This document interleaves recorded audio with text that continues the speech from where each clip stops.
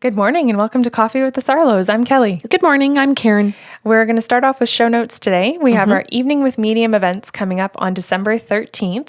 That is sold out. It's been sold out since August 26th. You guys are incredible. Yeah, we have not yet announced our 2020 dates, but stay with us. We'll definitely be doing that in time for Christmas so that you can give us as a gift. I think that still feels so exciting for us to say. We never stop being thankful for that. It's your turn. Just enthralled listening. Yeah. Okay. Sips of Sanity is a second podcast series that we have. These are 5 quick little 10 to 15 minute shows. We pick a theme on spiritual and emotional intelligence, and you need both. You can't get through life thinking you're just a spiritual person. So you need both of those tools. And you can listen to the very first show for free. That is still available on the website by sarlo.com, or as Kelly likes to tell me now, by Sarlo. And if you're looking for the other 4 shows because you just find us that damn funny, or that we actually are doing some good shit and helping you through life, then you can go to patreon.com or Patreon, and you can access the other 4 shows there.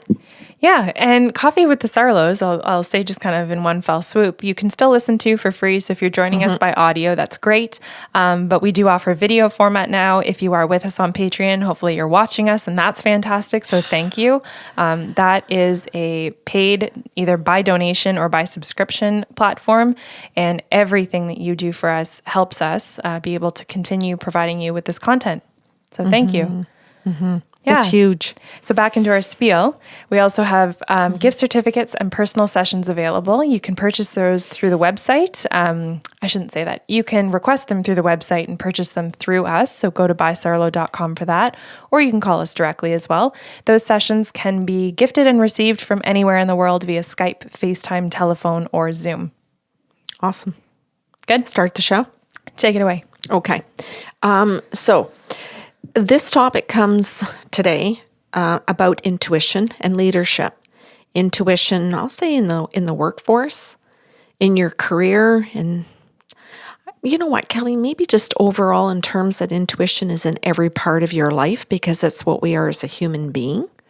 Was it Patricia Evans? I can't remember which psychologist or psychiatrist was on back in 2017 that first brought up that, I'll say that, not the concept, but the fact that it's 1/4 of our human experience, like our physical is, our emotional, that our intuition is 1/4.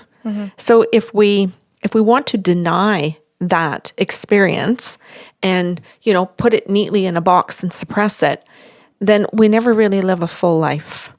We never access the totality of who we are. So when we say something's missing, or somebody says, I just can't connect to you anymore, I want out of this relationship, or a boss says, you're just not doing it for me anymore, and we don't understand the why.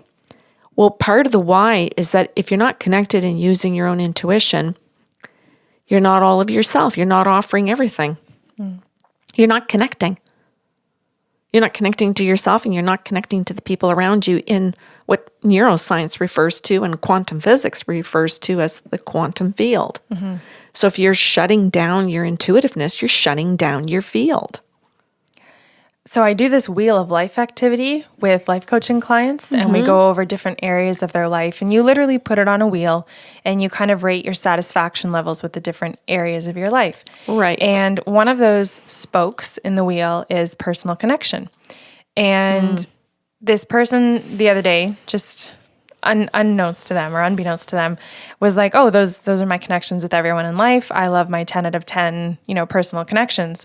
And I was like, actually, personal connection means the connection to your own self. And I can't even recreate the face that she made. And she was like, well, what is that? What do you mean connected to myself? And I was like, I'm going to need to replan or do a new proposal, because if that's where we're starting from, we're not going to get done what I thought we were going to get done. And that's okay. That's okay, because I think for at least the Northwestern part of the world, that is a completely new concept. To think that we even have to try to be connected to ourselves. 100%. And I totally understand that people all over the world would say in all different cultures, or religions, would agree that whether education does it to us and teaches us that it's just science-based, it has to be factual or I can't believe it. And it's almost like in some places that facts or science has become like another god. It's like, I'm not allowed to believe that because, I'm a skeptic. I believe in facts. And it's like, well, that's only a quarter of your experience. So like, what are you doing with the other parts of your brain then? So you've just fried the other parts of your brain. You've just shut them down. And I think that that's sort of someone's ignorance of saying, well, I'm really proud that I only used 3/4 of my brain. And it's kind of like, really, sweetie? You're bragging about that? Like, and they do. They even attack and make fun of the people that are using more of their brain's abilities, thinking that that's stupid. And because cultures, religions, schools, girlfriend groups, all kinds of things make fun of it, they don't realize how unintelligent they are when they do those things. Totally missing the boat, showing their ignorance. It's almost comical. Yeah, I follow a number of social media accounts, especially on Facebook, and I try and follow a lot of like not positive psychology stuff, but just lighthearted pages, right? Like a lot of animal videos that just make you feel happy and feel the good feels. And there's one particular one that I follow that's a lot of quantum physics. And they will post or repost things from a scientific journal that finally have caught up to what quantum physics can do and has known for a long, long time. And so I'll read the title of these articles and I used to feel infuriated at first. And now I find myself reading them going, oh, that's nice. They're catching up. Oh, exactly. Instead of just being angry that if you couldn't see it, you couldn't believe it or chose not to, however you want to say that. Well, if you even think about that and you brag that you're a science-based person, if you even think about that, what you're saying makes no sense. Because if you actually really know about Madame Curie or Einstein or any of these people, that is exactly what they did, was follow their intuition. Einstein bragged that when he got his best moments of clarity, when he discovered things for science, it was when he was daydreaming. Like out of body. Yeah. It was when he was being shamanic or a shaman and just doing his journeying or whatever we want to call it, using his intuitiveness, meditating, all of these different terms that we use. This is when all of these science-based people actually came up with all of their ideas to do something or to research something. And then they sat down in front of a microscope, continuing to use their intuition to figure out how to do that under a microscope. I think too, another component that I love talking about is not just the intuition, but the part of us that remains curious. Yeah. Because you can have your out-of-body experience, you can have your journeying, your meditation, where these ideas are floating around and you have your aha. But like you say, you go back to the microscope and you don't think this is the way it is, or you're not trying to prove your own theory. You go back to it with genuine curiosity to just see what happens. Well, right? And some science people don't. Some of them actually don't. And that's when they actually do studies where later another scientist disproves their study is incorrect. Because they wanted it to be factual. They wanted it to be within certain boundaries. And they forced it instead of remaining curious and intuitive. So, I mean, I think it's a good challenge to put out there for these people who create this argument and say, well, I don't believe in all of that. I'm science-based. And I sit there and I think, oh, you're so ignorant. But I'm not going to say it to them that way. I think part of what I'm trying to say today is that we have to have healthy conversations with these people. We have to be able to help them come out of their box. Because if we don't learn how to do that, they think that they're right in their little boxes. And I think in order to bring them into the conversation or to have them become a little bit more curious than they've allowed to be, we have to find ways to create that conversation. Cool. So can I ask a question? It's going to come out really ignorant. Yeah. Which will be totally in alignment with this conversation. What's the point of today? Sorry. I know what we're talking. It's just perfect. Well, and some people are going to laugh because they're going to be like, Kelly's the one that really wants to know the point and brings it back to the point, and you do the storytelling. So what am I supposed to be navigating? We're talking about intuition. Yes. And we're talking about using it in all aspects of our life. Okay. And part of it was in leadership. Okay. Because when I say leadership, people automatically, typically think leadership means in the work environment. But there's leadership in your home. There's leadership in partnership with your best friend. There's leadership in friend groups. And I think to go along with what you're saying, a lot of people will assume that leadership means there's a hierarchy. Yes. And that leadership can be amongst coworkers who don't hold different positions or different roles. It's just that you kind of emerge either ahead to lead or fall in line with, but either trust your leadership skills or trust the person leading you, right?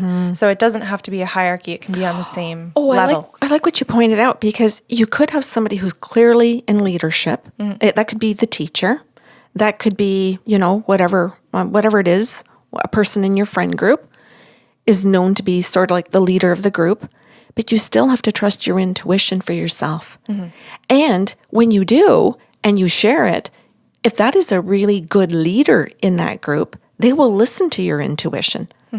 A good leader is a good listener. There's somebody that's always open to change. They're curious, as you said earlier. Where's the curiosity? Leaders have to have good qualities, or they're terrible. They're good observers too.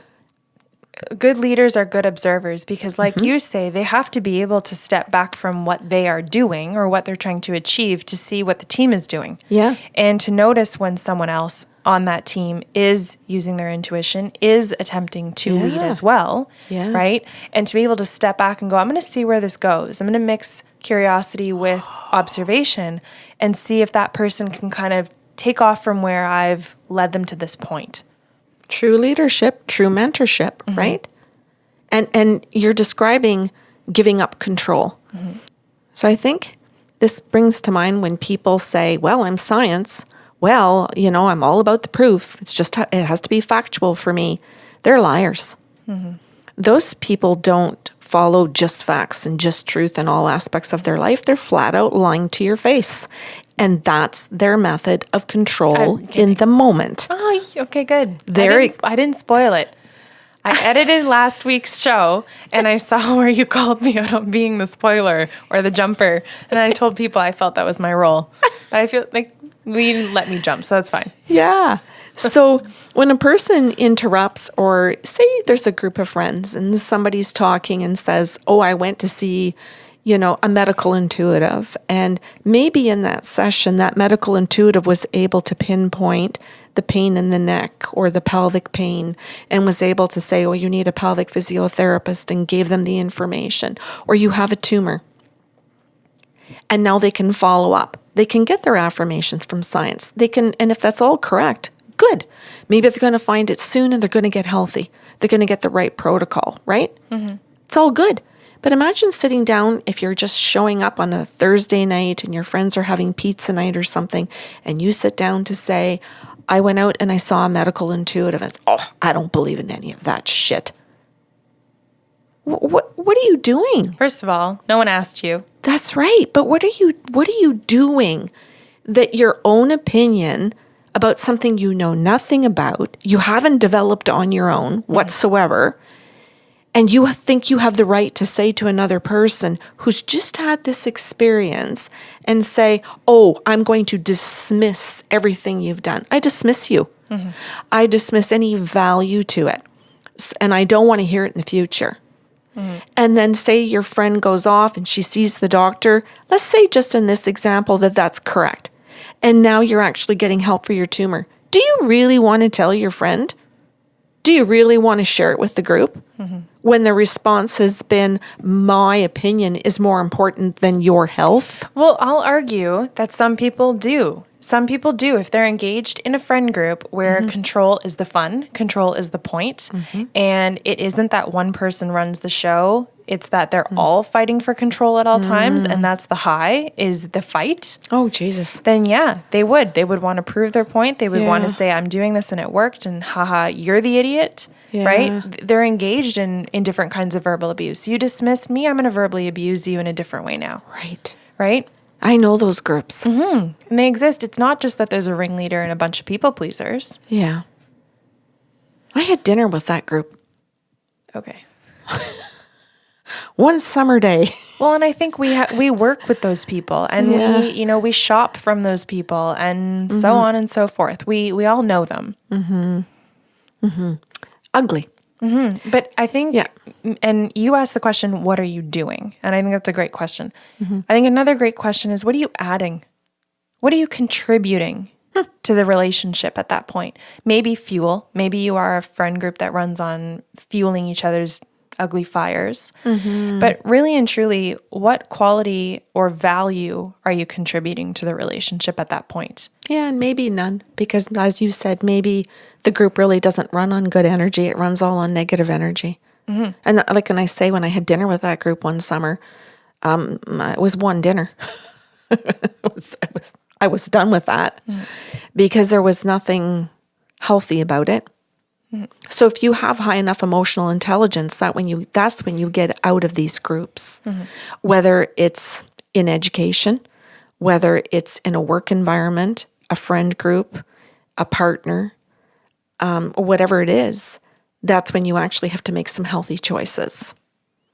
So, and to hammer home the point now that I know what it is so that you can remain all of who you are. Yeah. Right? Because if we're talking about leaving out intuitive intelligence and only being a third of who you are or a quarter, then you can actually contribute to more of your total being.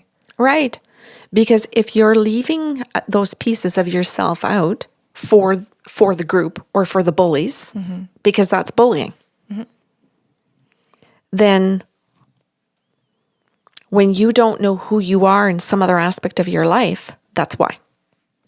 So if we can kind of go back to, as you said, the point of the show, one of the points of the show that I was hoping to get through for today for people listening is simply, how do you deal with these people? Because we both have identified, that these people who talk about it just being science-based are actual bullies.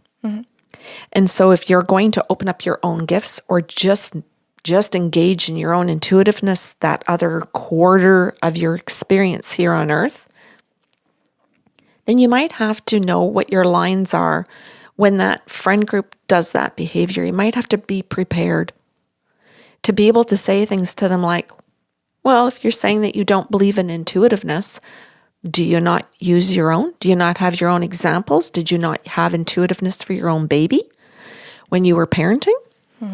Can you think of some examples when intuitiveness helped you in your own career? What about when you were trying to pick your career? Did you not follow some intuition, or was it just that your parents pushed you into a particular career? Or someone told you were good at that. And I think that's an awesome point, because that can help that person understand, wow, these are the ways I did disconnect from my own intuition. People said I would be a good teacher, so I went into teaching instead of listening to my own intuition, that I thought I was going to be good at being a nurse, or I thought I was going to be good at being a recreational therapist or something, or a massage therapist. I'm not doing what I wanted to do or what I thought I would be good at. And that might explain why I'm really angry and dislike my job. Or tired. Yeah. Or just feel like I have no energy for anything in my life, even the relationships. And boy, did that ever spiral. Didn't like the fact that I went into a career I really don't think I'm supposed to be in. And now I'm realizing that I really don't like my kids. I don't like my partner. I don't, right? And you can't really figure out why you're unhappy in so many things. You think it's just because you hate the job. But we're trying to go deeper into all of those things today to say the way to come out of that is to go back into knowing who you are. And you do that by paying attention to what your intuition says and what it feels. And that's one of the things that people shut down when they don't want to pay attention to intuitiveness is what they feel. I want to go back too, because you were talking about having to know your boundaries, that if you are in a group like this, you may have to say to someone or push back and say, have you not used your own intuition? Where in your life have you done this or used this or dismissed it, like you said?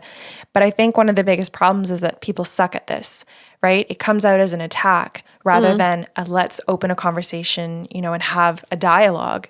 It's, it's just aggressive instead of genuine questions. Right? Yeah. And what we're trying to say today is ask your questions with genuine curiosity. Yeah. Where you can say to somebody, geez, intuition is part of our experience. Neuroscience is proving that scientifically. So Finally. So why do you discredit that part of science? So when you say you're science-based, are you just in one area of science? Are you pushed and poked into one corner? Are you staying current with science?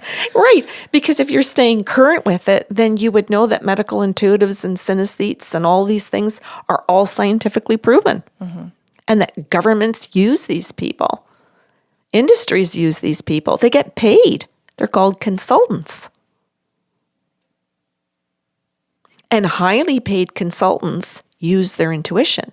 They go on their hunch. We want a financial advisor that doesn't just look at the sheets, but trusts their gut. We pay the biggest grossing individuals are our athletes, and we pay them to be skilled, but also use their intuition and find a beautiful balance between the two. Yeah, I think that's a wonderful example. And anyone listening in another part of the world who's like, you what now? They get the most money? Yes, we know it's fucked up. But we're trying to make a point that we value intuition more than we think we do or more than we say we do.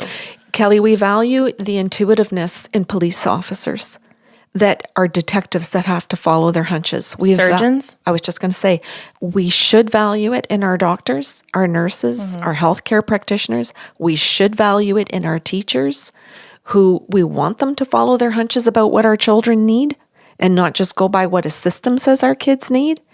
We want so many people, healthcare professionals. I just go on and on. I want my web developer to follow their intuitiveness, to know what we need to move our brand. And they're listening right now, so that's great. Yes. Okay. So if we go back to our main point again, then one of the points I also want to make has to do with changing our language. And you and I talk about that whenever we do workshops. One of the first things that we talk about is changing your language. Instead of saying, oh, that was freaky. Oh, that was weird. Oh, that scared me. We have to change our language to, that was delightful. That was fun. That was interesting. That was intriguing. That was magical. And there's nothing wrong with magical. We want things to be magical in our lives. We want a cure to be magical. We want the swish for the 3-pointer to be magical. So it's okay for us to say and to use terms that are positive and inspiring instead of things like, ooh, that was really weird. Ooh, that gave me chills. That was freaky. And to be fair, I do think that part of us that uses those abrasive words is conditioned into us because 100%. everything about our media in this side of the world is about the scare factor, the wow factor. And the biggest way we can get that is through discomfort, right? Unfortunately, eh? And so we get conditioned to speak in a different way so that we gain a reaction out of other people as well, right? Not realizing that while we might get the reaction we think we want out of others, you're also having your own physical reaction to your own words. And so you might say creepy and get the wow out of someone else, but you're getting the out of yourself.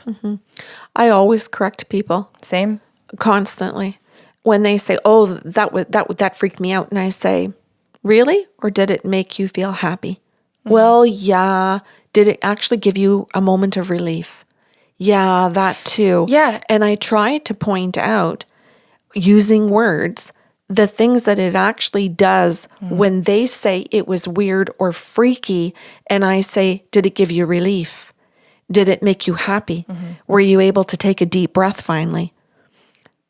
I try to physically point that out to them, and then I try to repeat that during a session so that hopefully by the end, when something is making them feel those things, that they're correcting themselves. And then I try to point out to them at the end of the session. Now, when you leave here and you go out and you share this with over coffee with your friends, and they say it was weird and freaky, what are you going to say? I try to help them prepare for that. It's cueing. It's all conditioning and cueing. I like that. That's good. Those are good words. So I think we've kind of covered one point well, in that we're saying that one excuse, I'm going to word it that way, one excuse that people say they can't be intuitive or they don't believe in it is science-based. Or what some people refer to as, I believe in facts.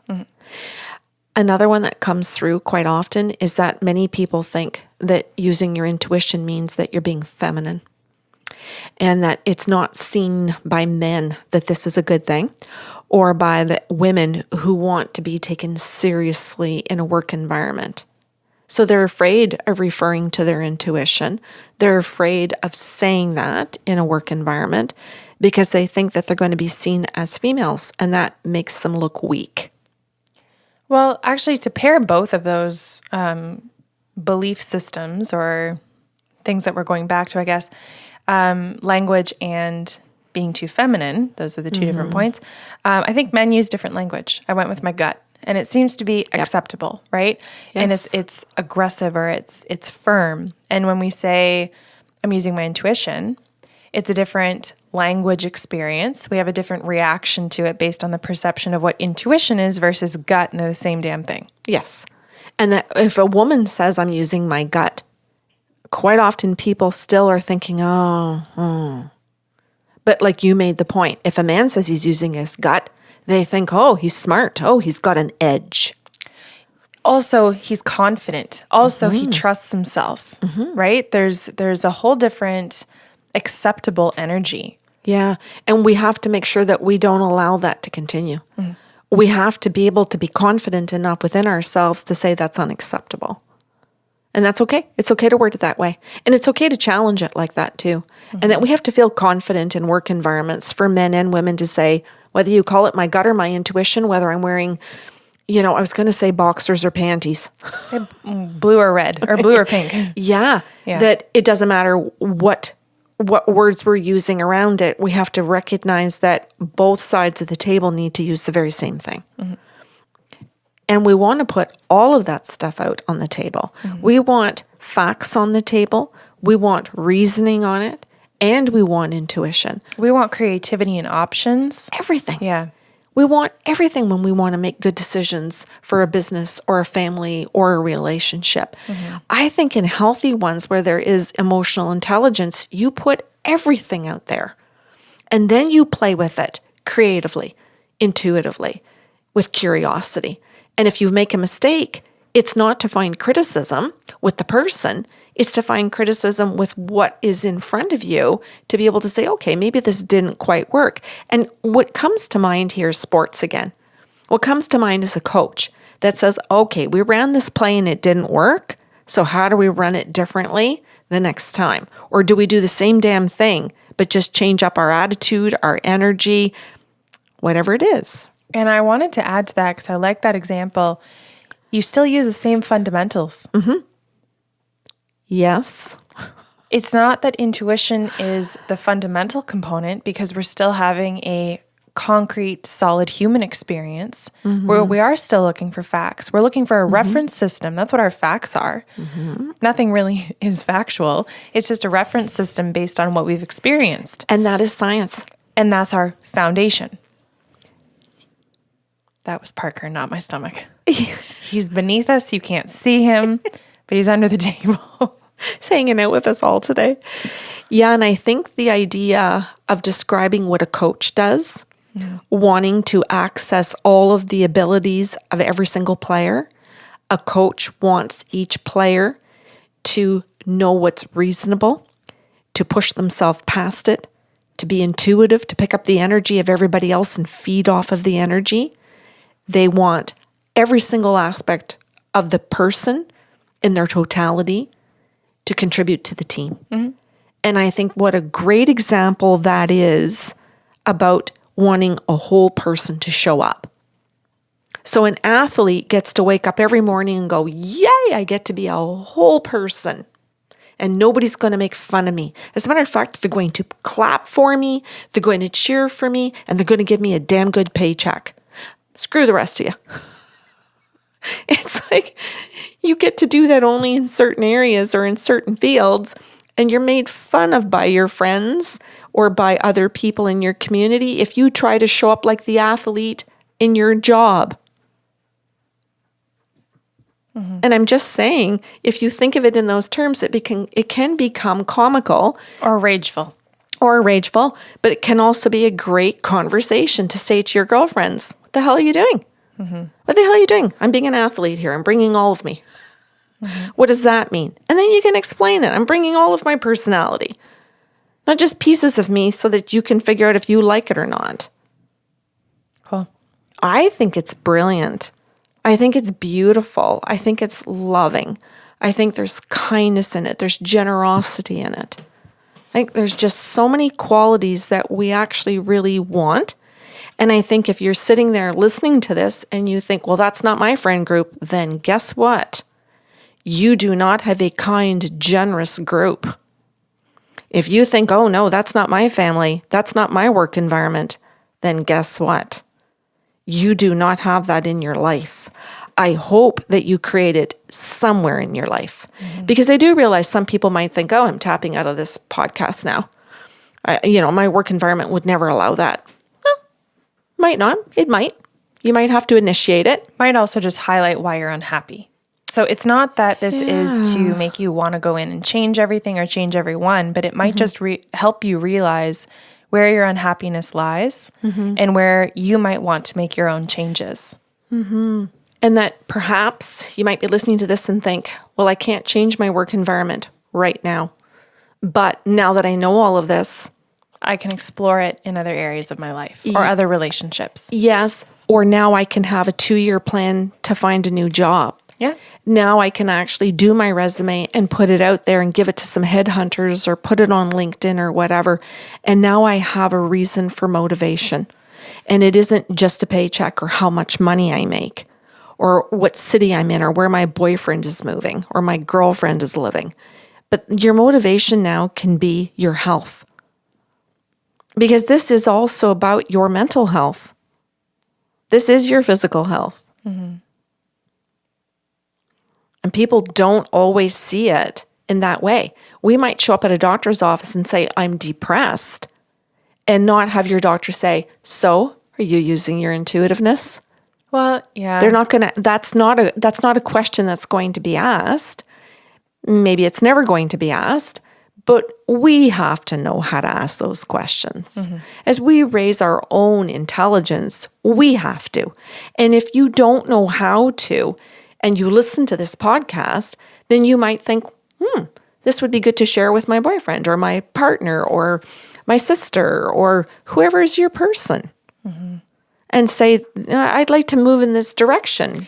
I think too, just combining the language experience with what we're talking about, changing the conversation, not to stay in the blanket statement of I am depressed, but pairing it with sips of sanity that happened this month and saying, I'm angry about this part of my life because I had expectations or because I am disappointed or because I'm sitting in my shame. And it's not that I have depression. It's not that I am depressed. It's that I'm having an experience of uncomfortable feelings because I haven't yet asked the right questions or done the right work. Yeah. Instead of just this blanket acceptance statement.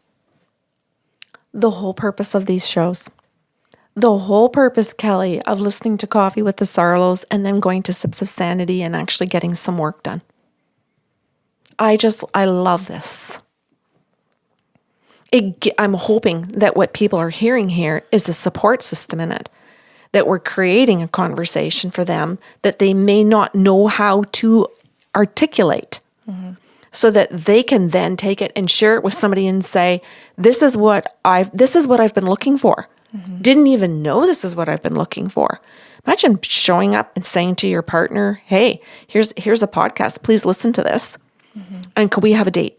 Can we have a coffee date together? Can we both listen to this and come up with our own points that we want to work on, or something that just caught your attention in this?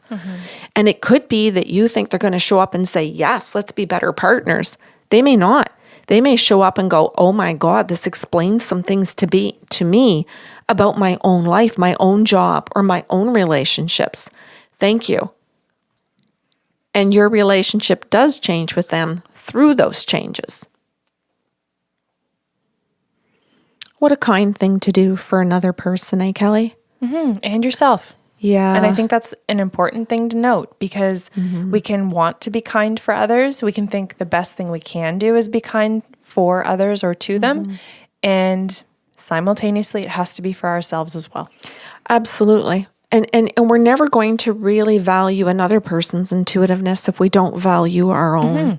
And we'll never understand the process that they have to go through to figure out their own intuitiveness if we don't try and go through the same process ourselves. Yeah. Yeah. So we'll end it for today, because I want to talk a lot more about this. So I'd like to do a part 2 to this show. Okay. And maybe a part 3. Who knows? It's your show. Well, I'm hoping that I have enough information and things I want to say, probably for 10 more shows. But what I'm hoping to do is to provide information for people. But we keep saying to listeners, contact us by email at info@bysarlo.com. I have tons of clients, and I know you do, that want information about this, but don't put it in an email form. They ask it during their sessions, and we say, these are tools you can get on your own time that don't need to be channeled from the guides. They're not specific to any one person. They're general tools that everyone can benefit from. And this is the point of the show. Oh, please say that again. Maybe they could just hit repeat, because I'm really not sure I'm in my body right now. Okay, I want to say it again. These are tools that you and I are trying to share with people that they can benefit from, but that other people in their lives can benefit from. Their partners, their coworkers, everybody. And I said, oh, please say that again, because those tools are for families. They are for the whole board of education, or all of the CEOs, or entire groups. And that is the point in this. Yeah, is to make it accessible. Absolutely. Good. Okay. So again, if you're listening just on audio, thank you. We just appreciate that people are interested in listening to what we're doing. Yeah. If you're interested in watching all of our beautiful facial expressions and our interaction with each other, then please find us on Patreon. Any kind of support that you can give us helps us to continue making this possible, generating content for you. I edited the first show that you guys probably watched on Patreon on the weekend. It took me 5 hours. And that is 5 unpaid hours. Yeah. And so I want to keep doing this for you guys, but that's time away from clients and time away from the part-time jobs. Yeah, Kelly, maybe it's good to explain to people that you put in 5 hours of the editing time, and I put in many hours of prep time. And then we have our time to also sit down and go through and do all of the recordings. So one podcast show that they might listen to that's half an hour is literally 7 to 8 hours of prep time between the two of us. And so far, since 2016, there has been no compensation. As much as we enjoy doing it, I know people can understand that if you're thinking that many years and this many shows. Well, I think the statement "time is money" is not callous. It's just a fact. Yeah. And we have to still make a living. So, like I said, anything that you can do to support us helps us to continue enjoying doing this and buys us time to be able to do it for you. Yeah. So please find us on Patreon if that's something that interests you. Share us with your friends and family if you think they'd like it or they need it. Let them make the decision for themselves. Yeah. Otherwise, you can find all of the audio on bysarlo.com. And we will talk to you next week. Okay.